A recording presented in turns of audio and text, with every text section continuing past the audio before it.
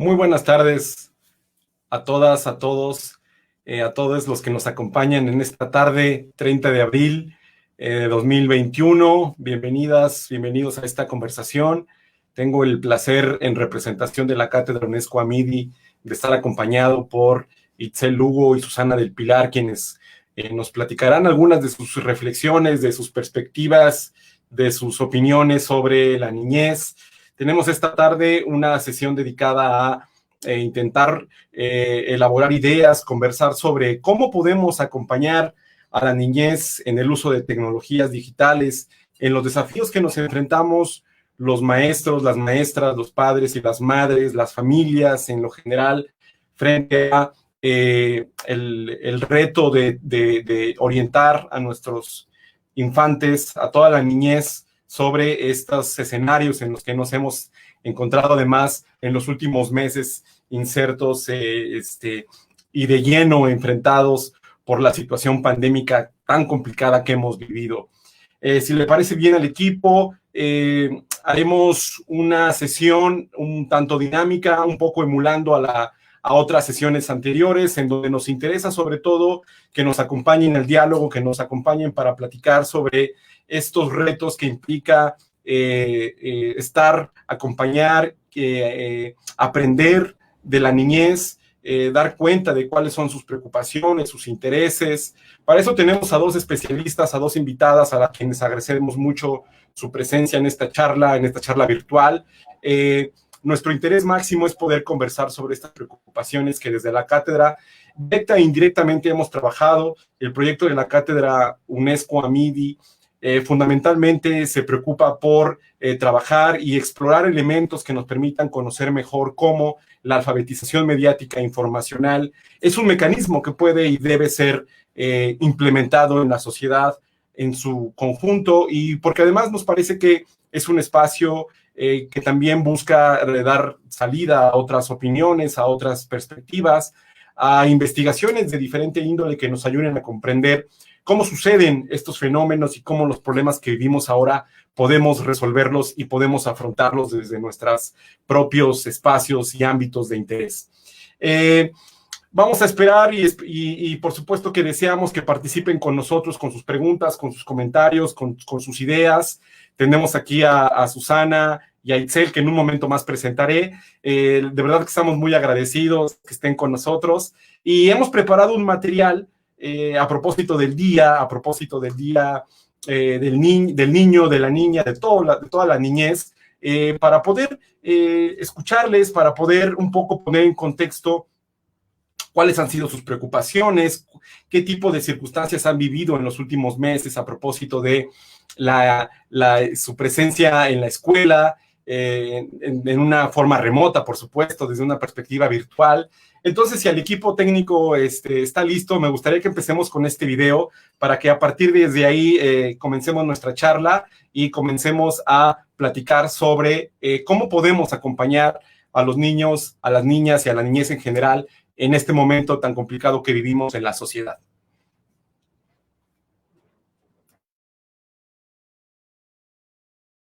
A mí me gusta de la escuela que al menos cuando la maestra nos da clases podemos al menos vernos por la cámara.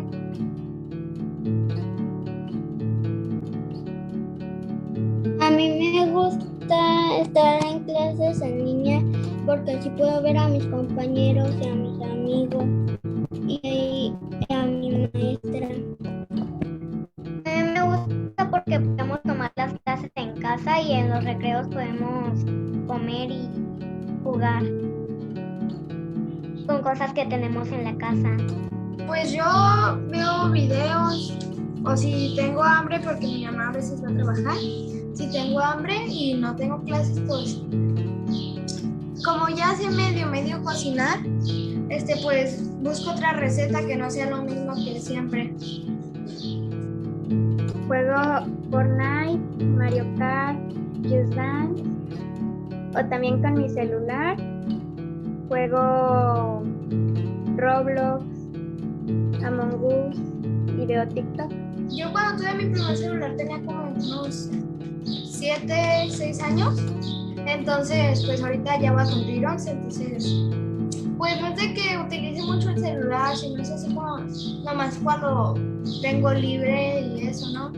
Pero lo que más me llamó la atención fue de que podía ver juegos, jugar, o también como pues yo de chiquita pues no creo que me hayan dejado tener WhatsApp, pero yo ahí siempre jugaba así como con los celulares esos de mentiras, que le mandaba WhatsApps a mis amigas y así. Entonces eso es lo que más me llama la atención. Yo tuve celular desde los 9 años y lo que más me llamaba la atención era el WhatsApp, porque me acuerdo que antes jugaba con las calculadoras a que les mandaba mensajes a mis amigas y a mis primos. A mí empecé a utilizar el celular desde los 3 o 4 años y lo que más me llamó la atención fue ver videos en YouTube. A mí a veces mi mamá a mí sí me han castigado el teléfono y a veces me dice que me ponga a leer y que haga la tarea y luego ya puedo ver un ratito el teléfono. Después de hacer la tarea ya me pueden prestar el celular o la tablet. A mí no me dejan porque me dijeron que, no sé, cuando sea grande pues, usaría el teléfono, pero desde ahorita no puedo usar el teléfono y le pido el teléfono a mi mamá o a mi papá. Mi papá tiene dos. El de mi papá, uno es para ver películas y otro es para jugar. Yo digo que como todavía no somos así como adultos o así, yo digo que ya como hasta los 14, 15 años podemos ya usar más el celular seguido, ya cuando seamos más responsables, porque ahorita pues no, o sea, de que, ay, súper responsables, ay, súper así, ¿no? Entonces yo digo que por eso hay que tener reglas, porque así como estamos chiquitos no obedecemos así como fácil y no somos muy responsables, entonces yo digo que por eso tenemos las reglas para agarrar el celular. Yo pienso que tenemos que tener reglas porque hay veces que unos niños muy chiquitos tienen o tablet o celular y pueden descargar cosas que son para niños más mayores. Por eso yo tengo YouTube Kids en el iPad. Yo tengo las clases con mi maestra, las tengo por Zoom, por esta aplicación y la maestra nos explica las cosas y nosotros ya, como las ponen en el pizarrón algunas cosas, ya las escribimos. Yo sí quiero ir a la escuela, pero también quiero estar en casa y tomar mis clases por Zoom. Primero, ¿por qué quiero ir a la escuela? Porque para conocer mejor a mis amigos. A mí sí me han gustado las clases, aunque sea solo por vernos por una cámara, pero sí me ha gustado. A mí me gusta tomar clases en Zoom porque puedo ver a mis maestras y a mis compañeros y sobre todo si están bien.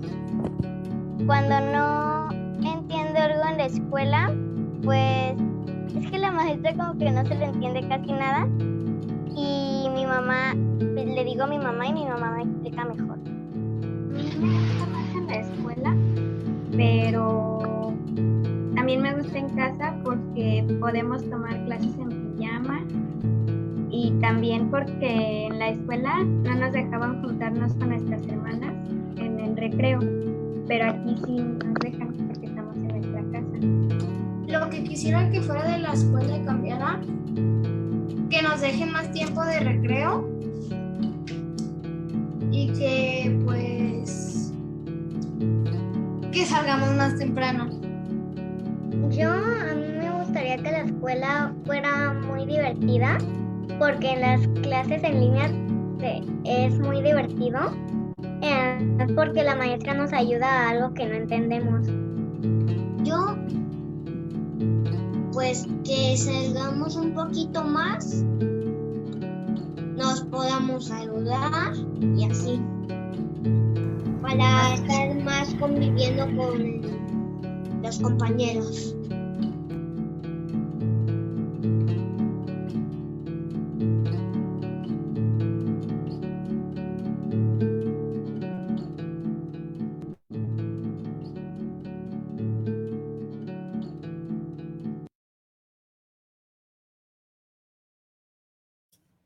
Bueno, ya escuchamos a las niñas y a los niños que nos compartieron su reflexión sobre cómo es que han vivido los últimos meses, sobre qué les gusta, sobre su experiencia utilizando algunas tecnologías.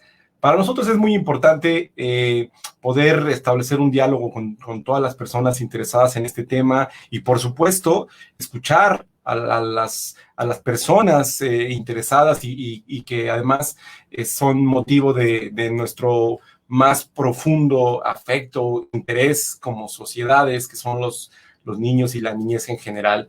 Yo diría un poco para comenzar el diálogo y para proponerles algunos temas que quizá podemos ir conversando a propósito de lo que escuchamos, del día y por supuesto de lo que ha pasado en los últimos meses, que pensemos en términos de cuáles son los acercamientos más comunes para afrontar el vínculo entre el estudio, por una parte, de la niñez, en términos de su uso con tecnologías, pero en general sobre cómo las personas podemos tener mejores herramientas, mejores estrategias para poder acompañar a los infantes que estén cercanos a nosotros, ya sea desde un rol más formal o quizá en la educación o en nuestras propias familias con nuestros hijos, hijas y otros miembros de la familia. Algunas de las preguntas que queremos trabajar, vamos a irlas planteando, pero antes de eso me gustaría presentar formalmente a nuestras invitadas de la tarde. Iniciaré con Itzel Lugo, quien es comunicóloga por la UNAM y maestra en Ciencias Sociales por la Universidad de Guadalajara. Ha colaborado Itzel en medios digitales, radiofónicos, en diferentes proyectos de podcasting. Coordina la Escuela de Periodismo para Niñas y Niños, que además es un proyecto que desde la cátedra seguimos frecuentemente y en el que nos interesa conocer cada vez más, porque indudablemente que es un tema y es una forma de acercarse a la niñez que es fundamental desde la óptica de la alfabetización mediática. Ha también estado colaborando en los trabajos de la revista de Comunicación y Sociedad de la Universidad de Guadalajara y investiga temas sobre con infancias, tecnologías, derechos, comunicación, todo desde una perspectiva de género e intergeneracional.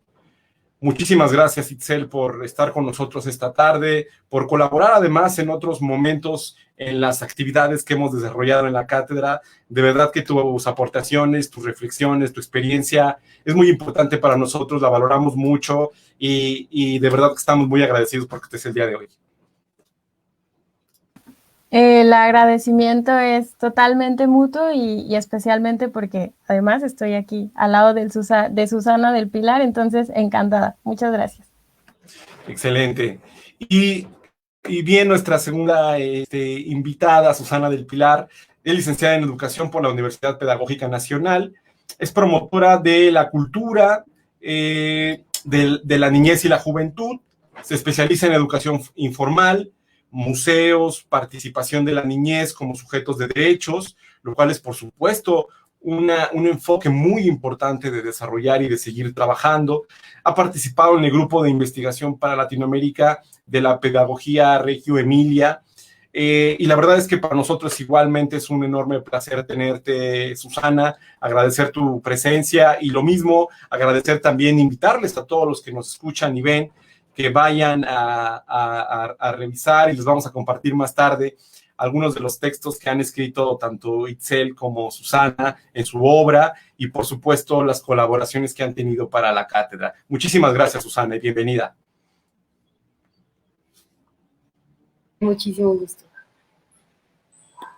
Excelente.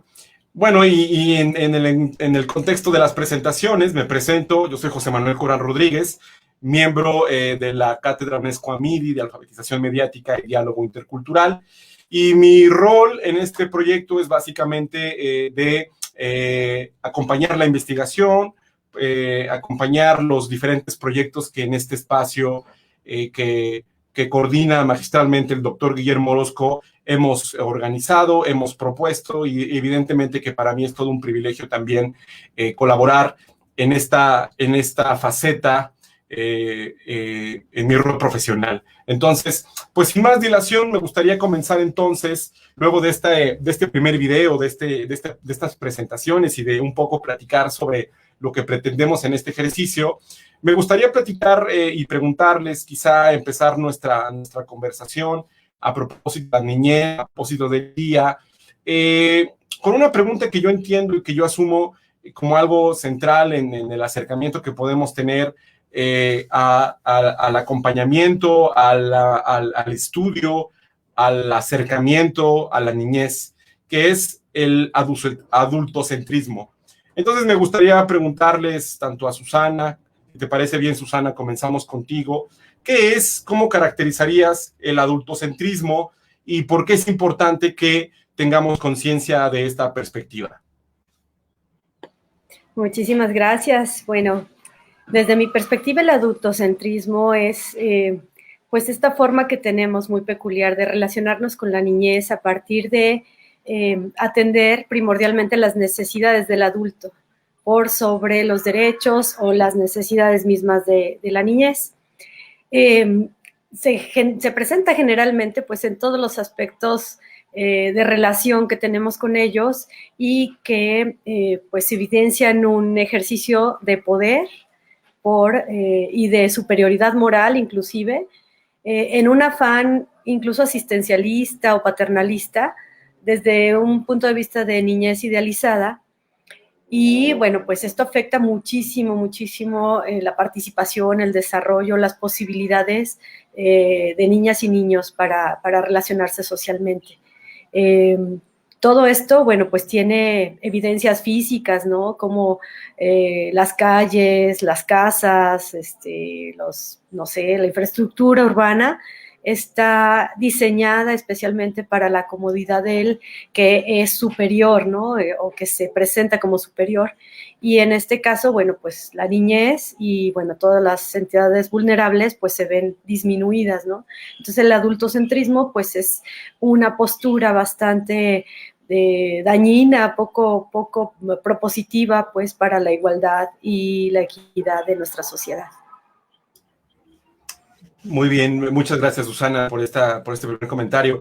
Yo diría incluso un poco conectando esta primera reflexión que nos comparte Susana, Itzel, preguntarte desde tu experiencia, desde tu óptica, ¿qué tanto ha afectado o afecta esta perspectiva adultocentrista tanto a, por una parte, la investigación, lo que sabemos, las preguntas que nos formulamos sobre los niños, sobre la niñez, pero también cómo es que esta perspectiva se puede concretar o podríamos aspirar a superarla en virtud de poner en un lugar, en un lugar equitativo, justo, a los niños con todas sus características y con todas sus de desarrollo. Qué compleja pregunta. Bueno, de hecho son dos, ¿no? Cómo de pronto el adultocentrismo nos afecta. Pues me parece que en ese sentido, o sea, haciendo este símil, por ejemplo, con el machismo, con el sexismo, etc., el adultocentrismo es algo que como adultos no es que sea una prenda y no la podamos quitar, ¿no? Y decir, sí, ya sé racionalmente qué es el adultocentrismo, ya me leí no sé cuántos libros y ya, no voy a ser adultocéntrica. Porque te sale tu adultocentrismo, ¿no? Especialmente cuando trabajamos con niños y niñas, desde la trinchera que estemos, ¿no? Creo que en ese sentido la cosa se vuelve más compleja, pero también es, digamos, una invitación a ir cambiando de paradigma en la práctica misma, ¿no? Es decir, desde considerar la crianza como algo colectivo Y en ese sentido, lo preguntabas, o sea, ¿cómo es que este adultocentrismo nos afecta en lo académico, ¿no? O sea, ahí me parece que ya varios autores, autoras han dicho bastante desde los años 80, más o menos, que se empezó a abrir este debate, probablemente antes, pero en ese sentido es también interesante cómo parecería que es algo novedoso, ¿no? O que basta, por ejemplo, con tener una convención sobre los derechos del niño o tener un día como hoy, que claro, es muy importante tenerlo, pero que no es suficiente, ¿no? Entonces, ¿cómo afecta en lo académico? De pronto me parecería que invalidar cierta perspectiva epistemológica que de pronto no se ajuste a lo que se viene haciendo sobre infancias, ¿no? Lo cual no quiere decir que esté mal, ¿no? Porque claro, es muy importante que niñas, niños, niñas sean parte de estos objetos de estudio, pero el punto también ahí es apostarle por otras miradas, ¿no? Es decir, ya no solo sobre niños y niñas, que en ese sentido hay bastante investigación al respecto y que considerando cuándo se hizo, cómo se hizo, es muy válida, pero aquí la apuesta entonces sería con niños y niñas, ¿no? Por ahí Libel es un autor que recupera esto y es muy interesante porque incluso en el idioma español de pronto no tenemos tanta literatura como si buscamos en inglés, ¿no? Entonces Libel ahí lo que ha hecho es como traernos esto a Iberoamérica. Y en ese sentido, él propone, con base en otros autores, esta investigación con niñas y niños. De hecho, él le llama investigación con niños, pero igual, ¿no? Haciendo justicia a estas formas de nombrar, pues podemos decir investigación con infancias, ¿no? Asumiendo que hay distintos modos, que la infancia no solo es una etapa, etc. Entonces, de momento me quedaría con eso.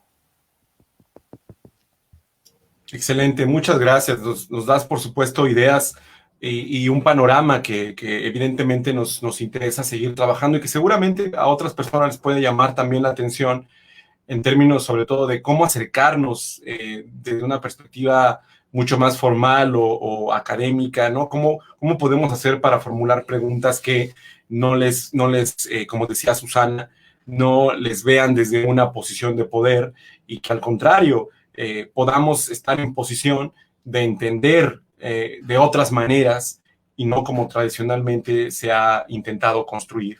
Y precisamente desde esa perspectiva me gustaría un poco recuperar el sentido general de la charla y de la idea de reunirnos hoy a platicar sobre la niñez, sobre las infancias y preguntarles cuáles son desde sus experiencias, desde su opinión, los principales mitos que observan tanto en la literatura especializada como quizá en la práctica docente o en los proyectos en los que ustedes han colaborado y trabajado. ¿Cuáles serían los principales mitos sobre la niñez y la tecnología? ¿Y cómo es que podemos identificar estos mitos para no caer en ellos, ¿no? Para no seguir reproduciendo algunos de los discursos sobre los que descansan. Y si te parece bien, Susana, me gustaría empezar contigo en esta pregunta. Listo. Gracias. Bueno, ha sido muy interesante porque a lo largo de la historia siempre ha habido una denostación de las tecnologías y la relación con la niñez. Pues no sé, en un momento fue la televisión, ¿no? La televisión como una influencia totalmente negativa, que los niños no sabían autorregularse, y que, bueno, pues eso se mostraba como algo que los adultos tenían que ser las personas que regularan todo esto e imponer, ¿no? Sus gustos, horarios, lugares inclusive, ¿no? El cine, cada una de las tecnologías de la comunicación que han evolucionado, pues se convierten en algo que antes de comprenderlo o canalizarlo, pues se suprime, ¿no? Y siempre la niñez como, pues esta persona que no tiene los recursos para acceder a ellos, los adultos que cuentan con los recursos que sus posibilidades les dan, pues siempre tienen acceso y por lo tanto este acceso los hace dueños de esto. Y la niñez, pues viene siendo el remanente, lo que les posibilitamos de este recurso. Y bueno, nosotros lo hacemos desde una posible buena intención, ¿no? De regular, como decía, o sobre todo buscando que sea educativo, ¿no? Y eso es algo bien fuerte del adultocentrismo. Siempre estamos buscando cosas que sean o divertidas o educativas para la niñez, como si fueran las únicas esferas de su mundo, ¿no? Cuando realmente son complejos y bastante profundos sus intereses. Y si comenzamos a entender que la niñez no solamente es consumidora de productos culturales, sino también generadora, pues nos damos cuenta que cuando tienen en acceso o tienen a su alcance estos medios, pues son medios bastante poderosos para que los niños proyecten su voz. Entonces, bueno, pues estas libertades realmente amenazan bastante esta situación de poder del adulto. Por lo tanto, pues de alguna manera esta muy buena intención que supuestamente podemos nosotros mostrar, pues tiene un trasfondo, ¿no? Un trasfondo de ejercicio de poder.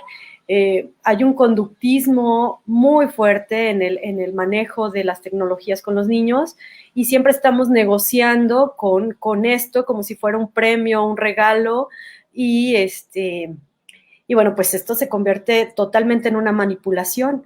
Los niños siguen sufriendo la carencia de acceso libre a estas situaciones y incluso como adultos nos sentimos muy orgullosos de decir cómo nosotros manipulamos a la niñez para que haga cosas que nosotros queremos a través de condicionarle el acceso a estos medios. Entonces, bueno, pues por una parte es lógico, la sociedad tarda mucho tiempo en entender las nuevas tecnologías y antes de buscar comprenderlas, se vuelven excesivamente precavidos, siempre en un afán proteccionista de la niñez y cuando pues vemos que nosotros no tenemos ni regulación, ni control, ni buen manejo pues de estos medios, ¿no? Entonces sí, esta superioridad moral pues se convierte en una ambigüedad moral que obviamente niños y niñas y todos están viendo, ¿no? Están viendo nuestro ejemplo y entonces pues no nos cree nada, no nos cree nada y pues la tecnología la terminan apropiando, ¿no?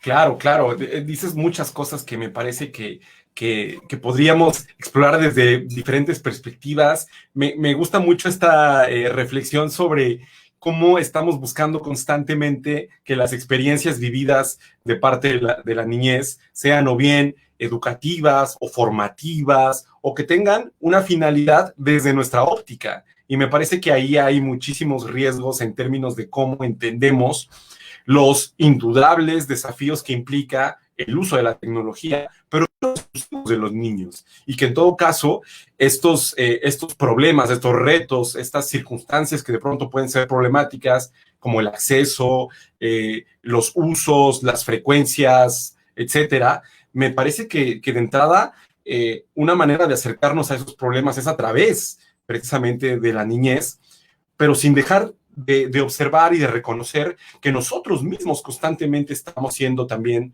víctimas y victimarios de esos mecanismos. Entonces, me gustaría preguntarte en este mismo sentido, Itzel, ¿cuáles serían las recomendaciones quizá sobre cómo podemos un poco darle salida o avanzar sobre estas ideas preconcebidas de lo bueno y de lo malo que pareciera de la nada o mágicamente tiene la tecnología y que sabemos, por supuesto, que no es así? Qué complejo, y me encanta lo que recupera Susana en relación a que estas discusiones de pronto no son nuevas, ¿no? O sea, por ahí ya se ha dicho, se ha investigado bastante sobre lo que en su momento causó la televisión, y me parece que ahora la tarea es encontrar estos matices, ¿no? Que vemos en la tecnología, que quizá antes no veíamos en los estudios en torno a la televisión. Y me gustaría añadir, antes de responder tu pregunta, un mito, ¿no? Considerar que niños, niñas, niñas son nativas, como querramos decirles, digitales. Que de pronto algo bien interesante es que en la academia decirlo ya es un absurdo, ¿no? Ya es una obviedad, es decir, ¿no? Pero afuera en otros espacios se sigue reproduciendo esa idea. En el imaginario está que niños y niñas, niñas son nativas digitales, y en ese sentido es más complejo, ¿no? Es más complejo desde una cuestión social, económica, es decir, cómo por un lado las tecnologías son un derecho y por otro lado son un privilegio, ¿no? Y es algo que ya han señalado varias personas. Y no solo eso, sino se vuelve más complejo en el sentido de justo tratar de entender cómo es que, como pueden, así como nosotros como adultos, niños, niñas, niñes usan y se apropian de las tecnologías y al respecto que incluso ese uso se ha individualizado, ¿no? Como, ay, es que solo lo ocupan para jugar, ¿no? Para hacer sus TikToks. Y, o sea, y desde ese lugar adulto vamos demeritando, pues así como vamos a generar confianza. Entonces, creo que respondiendo un poco a tu pregunta, y digo un poco porque al final estas son discusiones que per se no implican una receta, en el sentido de tocamos la parte familiar, o sea, ese espacio tan complejo de interacción, de educativo, ¿no? Me parece que primero es no, o sea, salir de esta idea que las tecnologías en sí mismas son malas o buenas, ¿no? Simplemente las tecnologías ahí están, nos está tocando un punto en donde sí, más bien no es que niños, niñas sean nativos, nativas digitales, sino que es con lo que les está tocando crecer, ¿no? Y en ese sentido va siendo esta apropiación parte de sus culturas de pares, de cómo construyen, co-construyen una infancia que también les ha tocado vivir también por cuestiones sociales, y en ese sentido es tratar de entender desde su lógica y no desde la nuestra, desde cómo deberían usarlas, ¿no? Y creo que conforme podamos ir entendiendo, vamos a poder construir puentes generacionales para ver qué podemos hacer ante esos riesgos, ¿no? Que también algo que se ha insistido mucho es, a ver, los riesgos no es que hayan venido con Internet, los riesgos ahí estaban, más bien Internet en ese sentido es ese espacio en donde, ¿no? O sea, de pronto todo se puede exponer, sí, se puede hacer más grande, etc. Entonces, me quedaría primero con esa reflexión, con miras a seguir sacando y me parece que también por ahí hay cierta pregunta ya, entonces lo dejo hasta acá. Excelente, muchísimas gracias. Por supuesto que este desafío implica mirar de otras maneras y atender por ejemplo, pienso en algo que estabas mencionando en términos del momento que nos ha tocado vivir y de cómo pareciera que este ritmo acelerado en el que se transforman nuestros procesos de apropiación, nuestro vínculo con la tecnología, nos pone esos problemas que han existido antes de cara y de lleno en una dimensión, probablemente una dimensión mucho más amplia o más intensa tal vez, ¿no? Y sí, efectivamente ya tenemos algunos comentarios, entonces me gustaría comenzar con ellos, algunas preguntas incluso. Angélica Xochitl, perdón si no lo pronuncio bien, Angélica, manda saludos a Itzel. Y por supuesto un saludo de regreso, Angélica, muchas gracias por acompañarnos. Otro comentario de Humberto Carrera a propósito del adultocentrismo. Nos parece, por supuesto, muy importante la idea de cómo es que ejercemos sin darnos cuenta y que, por supuesto, tenía que ver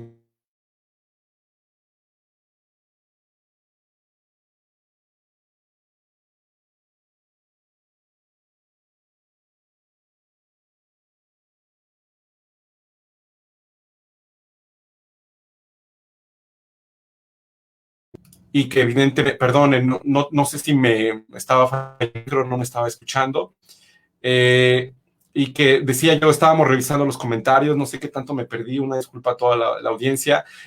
Un poco el asunto era sobre cómo es que estas circunstancias han ido evolucionando y también cómo es que nosotros podemos tomarlo, el conocimiento acumulado en las últimas décadas y en otros momentos de la historia para poder tener algo más de experiencia y de saberes para afrontar estos desafíos que definitivamente son muy complicados y que requieren tiempo y que requieren un ejercicio, me parece, profundamente autocrítico como maestros, como padres, como miembros de entornos educativos, por ejemplo.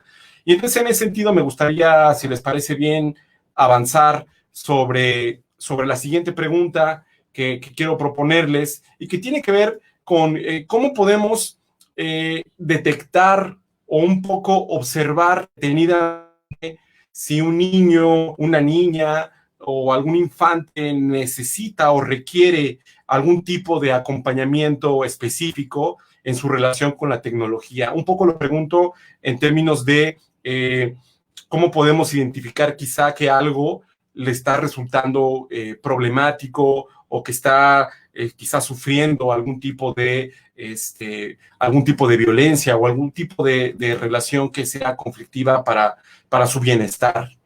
Entonces, si les parece bien, intercambiamos el orden. Empezamos ahora esta pregunta, Itzel, contigo y pasamos después con Susana. Justo esa pregunta me generó más preguntas, más inquietudes. Y me parece que el acompañamiento, independientemente de, digamos, de estar Creo que no te expuesto. estamos escuchando, Itzel, no sé si... ¿Sí? Dice Susana que sí me escucha.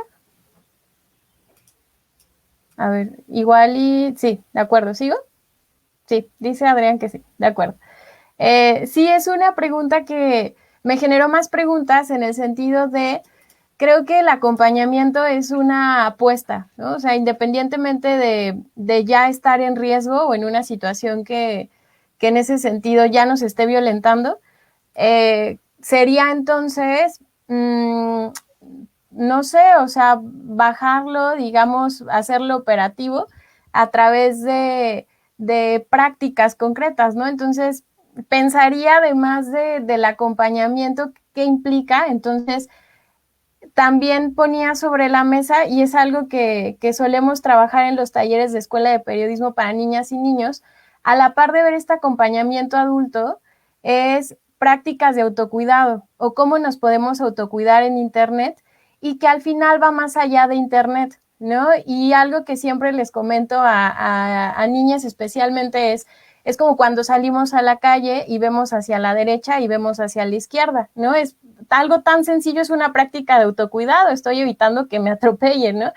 En Internet, pues lo mismo, es como cuando recibimos una solicitud de amistad, es una persona desconocida, ¿qué hacemos, no? Es como cuando vamos a subir una foto, no lo sé.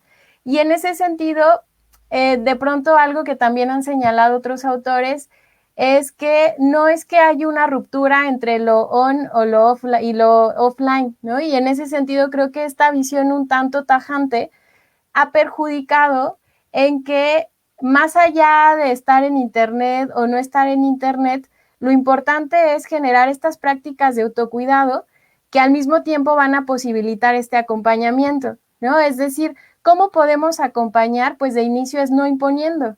¿Y cómo no vamos a imponer? Pues primero vamos a generar confianza. Entonces, por ahí les traigo un videíto que recupera algunas experiencias, algunas opiniones por parte de niñas, de niños, de lo que han escuchado y de adolescentes también. Y en ese sentido, algo que ya no se termina de visualizar en el video, pero que está ahí implícito, es que la herramienta en ese sentido, valga la expresión, más importante es la confianza. Entonces, acá finalmente, lo ideal sería que no nos pasara nada, ¿no? Pero evidentemente estamos expuestas. En ese sentido, si pasa o llegara a pasar algo, creo que ahí la confianza puede salvar a que niña, niño, adolescente, en lugar de vivir esa experiencia de forma solitaria, pueda decirle a mamá, a papá, tutor, a algún adulto, adulta, incluso a su maestra, no lo sé, oye, me está pasando esto. O sea, justo acudir a esa red de apoyo. Entonces, me quedaría con esa parte y eso. Y a ver qué dice Susana. Adelante, Susana, si quiere reaccionar a esto que nos comenta Itzel. Gracias. A mí me parece muy importante esta pregunta, pero básica, porque yo creo que, pues sí, en todos estos mitos sobre la tecnología y el uso permitido o no que les proporcionamos a la niñez, sí hay como dos posturas, ¿no? La postura más laxa, que es, bueno, ilimitado, úsala, darle ciertas recomendaciones básicas de responsabilidad en su uso, Y está la otra, ¿no? La severa, la castigadora, la que no permite su uso, ¿no? Yo creo que ambas posturas son bastante dañinas. Cualquiera de las dos posturas se convierte pues en un arma de doble filo. Los niños van a buscar usar las tecnologías por medios que no seamos nosotros, ¿no? Sin nuestro filtro. Y por otro lado, pues ser muy laxos impide justamente detectar estos sentidos de alarma. A mí me parece fundamental, pues primero tener congruencia como adultos, ¿no? Ser congruentes como adultos en el sentido de que si les estamos dando un medio, pues tenemos que estar cercanos a ellos, ¿no? En conocimiento de dónde están la niñez, ¿no? Dónde están niños y niñas, qué cosas están visitando, qué cosas pues practican, ¿no? A través de los medios digitales, cómo es el uso en general, ¿no? Y también pues inmediatamente darse cuenta. En este tiempo de pandemia, donde, bueno, la niña no está viviendo estas situaciones escolares que son sus situaciones sociales más estables y más permanentes, pues ahorita su manera de socializar es a través de los medios digitales. Y pues lo único que se ha hecho es trasladar muchos de los problemas de socialización a los medios digitales. Y pues claro que no están ausentes el bullying, el acoso escolar, el abuso escolar y abusos inclusive más escalados, ¿no? Que abuso, pues siempre es abuso. Y en mi experiencia, los síntomas de un niño que está sufriendo acoso y abuso, pues son bastante evidentes. En pandemia puede ser que pasen desapercibidos porque damos por hecho que no están socializando de manera física. Entonces, de repente podemos notar que el niño o la niña tiene insomnio o ciertos síntomas de ansiedad que si no somos sensibles ante eso, no los vamos a atender oportunamente. Los síntomas de un niño que está de alguna manera viviendo una situación que no es adecuada para ellos por internet, va a ser evidente y tenemos que estar con ojos alertas y atenderlos tan oportunamente como se pueda. En situaciones cercanas me ha tocado que pues la socialización que se ha dado por WhatsApp, por pues no sé, por otros medios, por Roblox inclusive, ¿no? Que ha sido muy chistoso esto, donde a ciertas niñas o a ciertos niños, compañeros de escuela o compañeros de grupos de socialización, lo excluyen y esto se convierte en algo que les afecta bastante. Se convierte en algo que no pueden manejar y que a veces inclusive no se atreven a comunicarnos, no saben cómo comunicarnos. De alguna manera, en situaciones presenciales, pues hay algún adulto cercano que puede darse cuenta quizás de estas situaciones, pero como el uso de la tecnología se vuelve un uso muy individualizado, podemos, pues no sé, darnos cuenta que están sucediendo estas situaciones y los niños no se atreven, no nos lo comunican, no saben cómo inclusive, pero sí hay conductas que nosotros podemos ver manifiestas en estas situaciones. Y pues hay que estar muy, muy al pendientes, atender oportunamente, pero sobre todo es eso, ¿no? El hecho de, no sé, sucede, ¿no? Me pasaba hace unos días con niños y niñas con los que socializo y de repente me platicaban de Among Us, ¿no? Querían jugar en presencial Among Us, cosa que se me hizo maravilloso porque traen de un medio digital a un medio pues concreto, físico, algo tan conceptual como esto, y de repente, bueno, yo no había tenido la experiencia del juego digital, y cuando los veo interactuando, bueno, se abre así como una maravilla de escucha, antes de censurar o antes de limitar, ¿no?, su uso de diferentes plataformas y diferentes maneras que tienen ellos de socializar, pues primero escuchar, primero estar atentos, primero yo vivir ese juego digital para, bueno, pues saber en qué estamos, ¿no? Me encanta, bueno, no sé si valga el caso, pero me gustó mucho, recuerdan esta de Bolos por Columbine, de Michael Moore, que pues satanizaba, ¿no? El hecho de que los chicos estos que vivieron esta situación tan violenta, pues fueran consumidores de la cultura de Marilyn Manson, y le preguntaban a Marilyn Manson, bueno, ¿y tú qué les hubieras dicho a estos muchachos? Y Marilyn Manson dijo, no, es que yo no les hubiera dicho nada, yo los hubiera escuchado, ¿no? Y eso es una cuestión tan elemental que se nos olvida a los adultos, ¿no? Escuchar a la niñez, estar al pendiente de la niñez, ser responsables de ellos, ¿no? Antes de ser censuradores o antes de tratar de ver lo educativo en cada una de las cosas, sí estar al pendiente y recordar mucho la niñez que tuvimos, ¿no? La niñez que vivimos, para saber que esto se vive de manera profunda y compleja, que no es nada más la superficialidad o la idealización de un niño bueno y calmado y que tiene el criterio, cosa que va construyendo apenas, como para utilizar estos medios, ¿no? Entonces, sí tenemos que estar bien alertas. El uso de cualquier medio, todos son medios finalmente, pero en este caso los medios digitales que se han individualizado tanto, sí se convierten en algo que se puede tornar peligroso, justamente porque desconocemos sus alcances. Yo puedo estar pensando que en este momento estoy hablando con ustedes dos, pero desconozco cuál es el universo de personas que están viendo esto. Y a la niñez esto le sucede. Se están comunicando con alguien y no saben los efectos que tiene tanto sus procedimientos como sus dichos, como sus fotos, como tantas cosas, ¿no? Entonces no podemos dejarles a ellos la responsabilidad, los podemos acompañar, les podemos dar recomendaciones generales, pero no para que ellos hagan uso individual de esto, sino para que nuestra compañía y en nuestra empatía, sobre todo, vivan estos trayectos. Bueno, muchísimas gracias por ambas reflexiones. Me parece que podemos incluso llegar a algunos elementos que se encuentran sobre cómo tomar una postura responsable, crítica, autocrítica, empática, ¿no? Que privilegie la escucha por parte de los que somos responsables de la niñez y a quienes podemos acompañar de alguna u otra manera.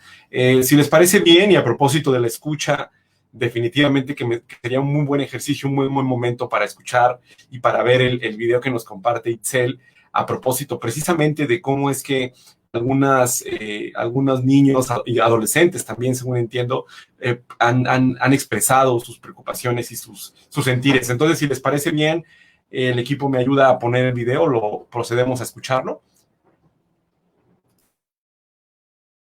Bueno, yo les voy a explicar de qué es el autocuidado en Internet y en las redes sociales. Como sabemos, o sea, generalmente, más como adolescentes y como niños y niñas, está muy involucrado en nuestras vidas.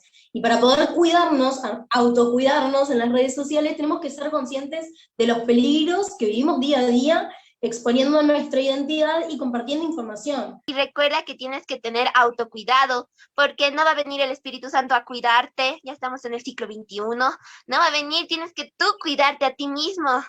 Así que muchísimas gracias por ver esto, y esto fue el autocuidado y la Escuela de Periodismo. Confianza para que tú cuentes lo que te está pasando, y otra muy distinta es que te quieran como que restringir un espacio que tú te has ganado como que tú sola. Yo pienso que hay que alguna red social, en mi caso, que no es para a veces hacer muchas críticas frente a lo que viene pasando en el país. No necesito que mi papá me diga decir, no hables de este tema. Entonces, es como eso, saber establecer una relación o un puente donde se mantenga la línea de respeto, y donde exista confianza de que tú cuentes lo que te está pasando, pero que no te vengan a decir, no escribas esto o esto, porque no se puede hablar del tema. Y adivinen dónde más necesitamos cuidarnos: en Internet. Muchas gracias, querida Yemaya. Yemaya nos dice, en el Internet hay personas malas. Como en el Internet, hasta mi mamá me avisó que si pones como algunas cosas en el Facebook, en otras partes de las apps, un señor malvado que te pueden robar, porque allá como en el Internet se ven dónde vives, cómo te llamas y también no son precisamente malos, sino son personas personas que te pueden hacer daño o algo así. Sí son malas, pero también no hay que decir como malvados o algo así.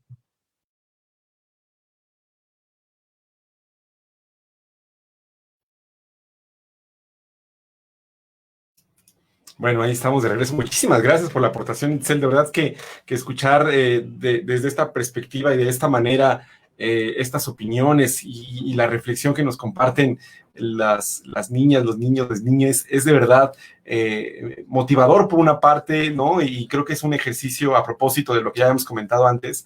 Es una posibilidad muy importante. Están realizando un trabajo de verdad loable y que por supuesto hay que seguir impulsando. Y quisiera aprovechar el video que acabamos de ver para dar salida a algunos de los comentarios y preguntas que nos comparten las personas que amablemente nos escuchan y nos ven. Quisiera comenzar con este comentario de Angélica, quien dice que hoy el confinamiento obligó a que los niños utilizaran las tecnologías para fines escolares. Evidentemente que eso es algo de lo que en los últimos meses hemos vivido de una manera muy intensa. Y la pregunta: ¿qué consecuencias o beneficios traerá esta práctica, utilizar de esta manera tan intensiva y emocionalmente complicada la tecnología para estos fines escolares? Susana, si te parece con esta pregunta. Ay, gracias. Bueno, pues ojalá tuviera que la escuela comprendiera esto de que la niñez no es solamente consumidora de contenido digital, es productora, ¿no? Es generadora de cultura a través de medios digitales. Yo lo que he visto, lamentablemente, es que no es así, no está pasando esto. Trasladamos formatos presenciales de una educación muy tradicional a estos formatos digitales y pues la niñez se escucha, plenamente se escucha, raramente se propicia que ellos a través de estos medios, pues ya los papás y mamás y familias tuvimos que soltar dispositivos digitales para los usos escolares, cosa que los niños aprovechan para hacer más, ¿no? Para usarlos más. De alguna manera esto los ha empoderado en el uso de estos medios para otras cosas que no es el uso escolar, porque la escuela todavía no ha entendido que la niñez se puede apropiar de estos medios para hacer muchas cosas, ¿no? Hablar, hacer visible muchas cosas, pero entre ellos, esto es algo muy particular, ¿no? Hacen cosas que no nos comparten. Hay un autor que me gusta mucho leer que se llama Gustavo Santiago, que él hace filosofía para niños y habla de algo que se llama el discurso escolar aceptado, que es lo que la niñez hace cuando los adultos queremos dialogar con ellos. Ellos siempre están muy al pendiente de cuáles son las posibles respuestas que nosotros estamos esperando de ellos, incluso la tonalidad de voz, la manera de comportarse frente al adulto y de las ideas que nosotros queremos escuchar y que vamos a hacer válidas. Ese discurso es bien latente. La niñez, cuando está en diálogo con un adulto, es muy difícil que se desvista de este discurso. Pero cuando tienes la fortuna y el privilegio de escucharlos hablar entre ellos y ellas, te das cuenta que tienen otro lenguaje, otras formas, otra interacción, y eso es lo que deberíamos rescatar, ¿no? Posibilitar que ellos usen los medios, posibilitar que ellos comiencen a hablar desde una voz mucho más auténtica. No es fácil, es bastante complejo. La escuela no lo permite de por sí, es imposible. La escuela es una dadora de información. Por lo tanto, esa es la gran falla de la escuela en este momento, ¿no? La educación en este momento tiene una gran falla porque solamente está dotando de información a la niñez, no los está dotando de experiencias. Y el aprendizaje se da cuando información y experiencia hacen match. Y aquí está quedando trunca completamente esta educación. La educación se está dando completamente en términos informales. Y pues ahí es donde entramos, ¿no? Todos los adultos, no solamente maestros o directivos o planes escolares y esto, sino todos los adultos que estamos cerca de los niños y si queremos ser aliados de la niñez en pos de pues de que tengan una mejor experiencia en este trayecto de vida, pues tenemos que estar muy cercanos a ellos, no solamente darles los instrumentos, no solamente darles los medios, sino permitirles que tengan una interacción auténtica entre pares, aunque nosotros estemos de acompañantes, pero acompañantes con una distancia prudente. Y eso es algo que, pues, lamentablemente la escuela no está aprovechando. Muchísimas gracias, Susana. Sí, por supuesto. Creo que esta reflexión en la que compartes sobre los desafíos escolares me parece de verdad muy profunda y me parece urgente, además. Yo siento que también, y a propósito de otros comentarios que amablemente nos comparten, estamos en un momento que yo interpreto como una oportunidad especial en virtud de lo que ha ocurrido. Ha sido y sigue siendo y probablemente seguirá siendo un momento de verdad significativo para la vida de muchas personas. Y entonces, en ese sentido, me parece que un poco aportando a esta reflexión que compartes sobre la educación, yo diría también preguntarnos sobre, no solamente preguntas de tipo general, del rol de la educación formal, de las escuelas, sino en general me parece también sobre la educación como un vehículo para construir la sociedad. Y entonces, en ese sentido, yo diría, si pensamos la educación desde ese lugar, se vuelve evidente que hay un montón de circunstancias y de objetivos, quizá indirectos, que cada vez tienen menos sentido, como por ejemplo pareciera fetiche de hiperevaluar a los estudiantes, a la niñez, ¿no? En donde tenemos que, pareciera un ejercicio un poco esquizofrénico, intentar meternos a la cabeza, a la mente, a las ideas de los estudiantes y de los niños para saber, un poco en el afán de saber que sí y que no pueden ellos o recuperar o muchas veces, desafortunadamente, simplemente repetir, ¿no? Entonces, creo que ahí hay un grandísimo desafío. Y no sé, a reserva de que Itzel quiera comentar algo sobre esto, podríamos incluso hacer una conexión, porque hay otra pregunta que me parece muy interesante y que tiene que ver con el rol que tomamos los adultos en función de este acercamiento que tenemos con las niñez. Preguntarte, Itzel, y quizás hacer un vínculo entre la educación formal, ¿cómo podríamos nosotros, cuáles serían las pautas, algunos elementos de guía que nos pregunta nuestro colega Rodrigo González, para producir contenidos mediáticos que hagan evidente, ya vemos la pregunta ahí en pantalla, que producir contenidos mediáticos para niñas y niños, pero que hagan conscientes a quien produce y a quien recibe, me parece también, de estas miradas a veces excesivamente adultocentristas. ¿Cómo podemos? Justo a mí me gusta mucho el trabajo que realiza Vientos TV con su productora llamada Elke Franke. Ellos le apuestan a hacer un noticiario en donde ponen a niños y niñas al centro. Entonces, algo también muy especial de este noticiario es que da cuenta de distintas realidades en México. Cuestión que a veces cuando vemos la televisión y son programas dirigidos para niñas, niños, niñes, vemos cierto estereotipo de infancia, ¿no? Entonces, aquí hay varias cuestiones muy interesantes y en ese sentido y a partir de lo que ya se ha hecho incluso de esta gran impronta que en algún punto en cuanto a noticiarios, por ejemplo, nos dejó Visvirige, toda este canal informativo del 11, esta barra infantil del 11, me parecería que es complicado, y así en voz incluso de Patricia Arriaga, que es la productora de todos estos programas, como también el Diván de Valentina, etc., que nos mostró una realidad más próxima. En ese momento yo era niña, apostarle a metodologías participativas. Y he ahí el vínculo que se puede hacer entre la producción y la academia.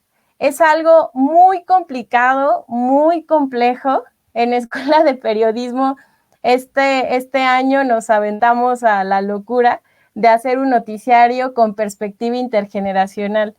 Y lo manejamos de esta forma porque asumimos nuestro adultocentrismo. Y en ese sentido que cuando te metes a la cuestión de la producción, hay que cumplir con tiempos y formas, pero también cómo podemos negociar esos tiempos y formas, por ejemplo, con contenidos, con temas, con nombres que salgan desde las mismas niñas, niños y adolescentes. Entonces, ha sido algo muy interesante apostarle a hacerlo en línea, además, en función de metodologías participativas, y que en ese sentido creo que hay que meterle a diferentes también disciplinas. Entonces, ahí me parece que vendría otro tip. Y de pronto también considerar a la infancia no solo en términos biológicos o a las infancias, ¿no? Sino también en términos sociales, lo cual nos viene a problematizar esta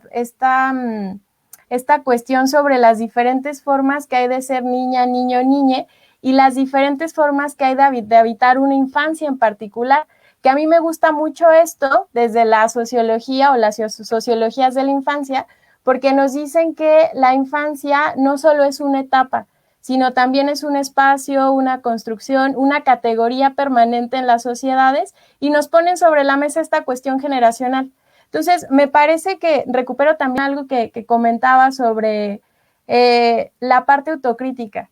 Creo que la parte autocrítica nos permite seguirnos construyendo, deconstruyendo, trabajando, como lo querramos llamar, e ir dándonos cuenta de estas formas de poder que tenemos como adultos, adultas, y procurar hacer algo con ello, porque me parece que no es de un día para otro, y en ese sentido creo que aquí algo que con esto cierro es preguntar primero a las mismas niñas, niños, niñas, adolescentes, ¿cómo te puedo acompañar? ¿No? A veces como adultos nos da miedo asumir que no sabemos utilizar, no sé, TikTok, ¿no? Que ahorita, por ejemplo, está súper de moda. ¿Qué pasaría si decimos, oye, yo no sé usar TikTok, ¿me enseñas? O sea, aunque para mí sea, híjole, yo meterme en el TikTok, no lo sé. Creo que por ahí también podemos comenzar a cuestionar esta parte adultocéntrica y que esté impregnada desde lo cotidiano hasta cómo producimos para niños, niños o con niños, niñas, niñas, infancias. Adelante, Susana. ¿Quieres reaccionar a comentar algo? Gracias. Bueno, a mí me encanta el ejemplo de 31 minutos, que no por nada ha sido tan exitoso, porque se desviste totalmente de esta cuestión de ponerle el micrófono a la niñez, ¿no? O sea, no necesitamos que la niñez hable para hablar en representación de esa niñez. Me parece que esta capacidad de plantearse desde la disrupción el discurso de la niñez, yo sé que no es casual, o sea, lo que ha pasado en 31 minutos, su producción, no fue que unos adultos pensaran por los niños, ¿no? Sino que fueron adultos muy conectados con su propia niñez, que fueron capaces de entender que la disrupción es el vehículo por lo cual los niños van a sentir afinidad, van a verse desprovistos de estos adultocentrismos, de esta corrección, ¿no?, social que de repente ciertas propuestas de contenidos acercamos a ellos, ¿no? Entonces, a mí me parece que es eso, ¿no? Primero, para ser como completamente honestos, hablarle a tu propia niñez, porque si no, esto se convierte en una propuesta desde un escalón superior. Y por otro lado, sí apostarle al juego. O sea, si sabemos que el juego es el medio total por la que la niñez transita este trayecto de vida, seguimos pensando que el juego debe ser un juego conducido, cuando el juego es espontáneo, ¿no? El juego que no tiene una intención educativa se convierte en un medio muy, muy ágil y muy práctico para escuchar la propia niñez, ¿no? Entonces, a mí me parece que esos dos puntos rescataría: la disrupción y el hablarle a la niñez de los propios productores, qué hubieran querido ellos de niños, con total honestidad y desprovistos de buscar la corrección o la niñez idealizada, porque, bueno, en mi experiencia lo que ha pasado con programas para niños y con niños es que estos niños luego se convierten en adultos pequeños que tienen cierta autoridad ante el resto de la niñez y se convierten en personas que no hablan, ¿no? Hablan por la niñez, no es la voz auténtica de la niñez. Entonces sí son cosas que tenemos que revisar. Ustedes pueden ver muchísimos programas para niños, hechos por niños, y yo no escucho niños, ni niñas, ¿no? Escucho adultos pequeños y adultos, además, engrandecidos en poder. Y esto sí es algo que tenemos que revisar bastante. Y por otro lado, bueno, yo sigo con mi activismo.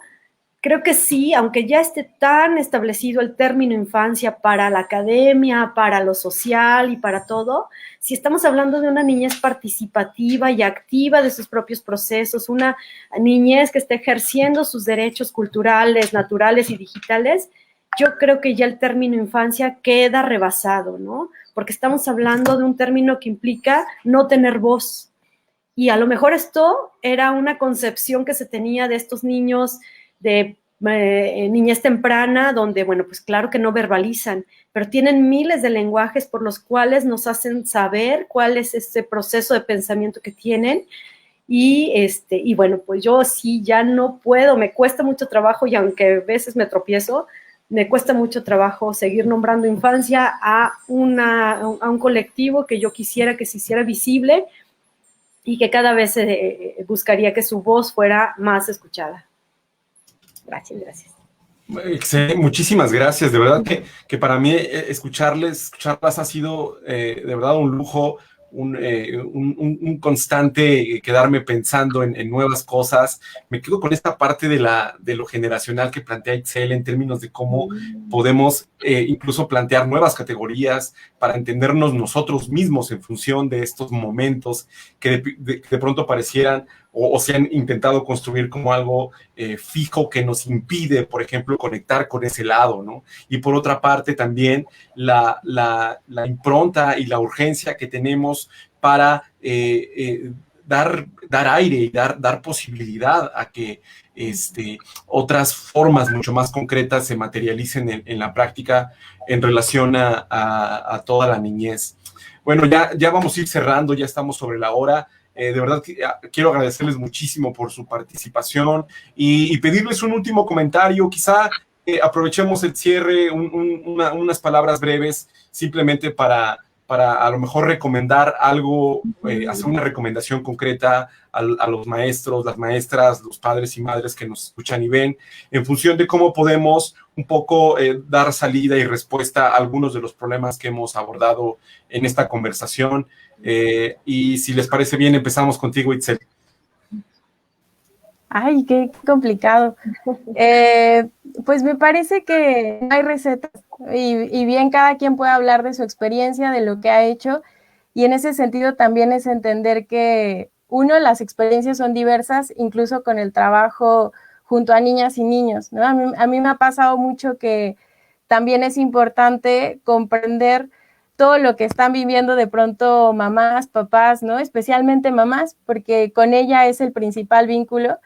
Y es complejo, ¿no? O sea, porque bien podemos decir desde nuestro lugar, tienen que tratar así a las niñas, a los niños, cuando las mamás también están pasando por un sinfín de cosas, ¿no? Entonces, es complicado, y ahí respiro porque de verdad es complicado, y en ese sentido me parece que el reto que tenemos en general como sociedad es tendernos puentes, ¿no? O sea, tendernos puentes desde nuestras diferentes trincheras, por ejemplo, en mi caso, ¿no? Trabajando junto a niñas y niños, y no solo eso, sino con el deseo de seguir investigando junto a ellas y ellos. Dependo de mamás y de papás, o sea, no tengo de otra, ¿no? Y en ese sentido, ¿cómo de alguna forma también puedo hacer ese vínculo no solo llevadero, sino que a mí me cuestione, o sea, mi propia práctica, y al respecto busque generar o despertar como estas inquietudes para que en conjunto vayamos no solo construyendo junto a niños y niñas, sino dejando que ellas y ellas construyan desde sus infancias, desde sus espacios, desde sus niñeces, como lo querramos llamar, y en ese sentido resignificar, ¿no? Porque también si algo vemos es el poder de la resignificación, de cómo en la práctica nos los apropiamos, y es lo que hacen niños, niñas y adolescentes con las tecnologías, tal cual, ¿no? Niños, niñas, adolescentes ya son visibles, están ahí, más bien a veces somos adultos que porque no lo hacen como pensamos que tienen que hacerlo, no nos damos cuenta,